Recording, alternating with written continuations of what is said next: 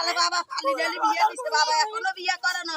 আমার এই ভাইজির সুখের লাই আরে একটা শিশু বাচ্চা তুই তারা কাড়ি খাই তারা খুনের বদল খুন চাই তাকে সাইরজনের ফাঁসি দেওয়ার সাইরজনের উপজেলাতে আমি যে কথাটা বলতে চাচ্ছি, বাবুকে যারা নির্মমভাবে হত্যা করেছে, আমরা গতকালকে থেকে দেখেছি সোশ্যাল মিডিয়াতে হাজার হাজার সাংবাদিক আসছেন, সবাই কথা বলতেছে, কিন্তু বাংলাদেশের ৬৬ জেলায় অন্যায়ের পর অন্যায়, অন্যায়ের পর অন্যায় একটার পর একটা ঘটতেছে।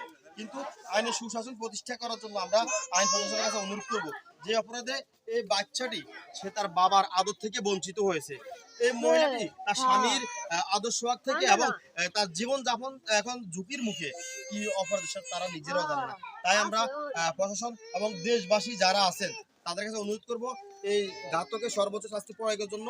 এবং বিশেষ করে এই মহিলাটির আমরা যতটুকু দেখলাম আসলে অর্থনৈতিক অবস্থা একেবারে দুর্বল। এই এলাকায় যারা আছেন আপনাদের কাছে আমার অনুরোধ থাকবে, এই অসহায় বাচ্চাটির দিকে তাকিয়ে, এই পরিবারটির দিকে তাকিয়ে আপনারা আর্থিক সহযোগিতার হাত বাড়িয়ে দিবেন। কারণ একজন মহিলা এই মুহূর্তে কার কাছে যাবে, কোথায় যাবে, কি করবে, কই থেকে চলবে? একজন রানী মহিলার যদি স্বামী না থাকে, তার 2 টাকা দাম থাকে না আমাদের এই সমাজে। সেই স্বামী নামক শব্দটাকে যারা এই দুনিয়া থেকে সরিয়ে দিয়েছে, আমরা তাদের সর্বোচ্চ শাস্তি চাই।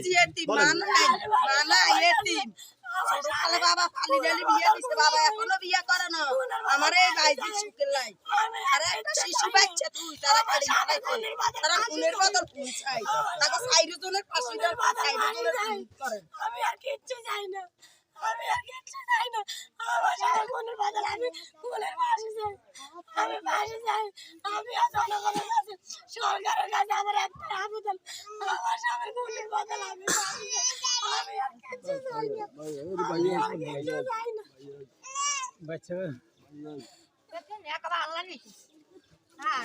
আপনারা এটার কি সাজা চান সবাই?